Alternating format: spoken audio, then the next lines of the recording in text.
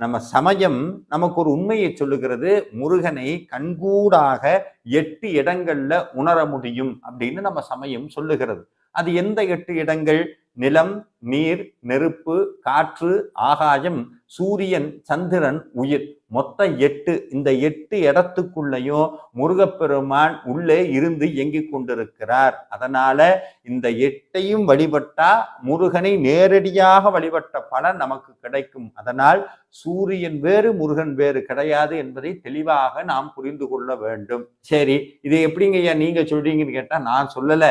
நம்மளுடைய பாம்பன் சுவாமிகள் சூரிய பகவானை நோக்கி ஒரு அற்புதமான ஒரு மந்திரத்தை சொன்னார். ஓம் கடாதித்ய குகாய நமஹா. குகனுடைய வடிவமாக பிரகாசிக்கக்கூடிய சூரியனே உனக்கு என்னுடைய வணக்கங்கள். சூரியனுக்கு ஒரு உயிர் இருக்கான். அந்த உயிர் யாருன்னா முருகப்பெருமான் தான். அதனால சூரியனை வழிபட்டால் முருகனை வழிபடக்கூடிய அந்த பலன் நம்மை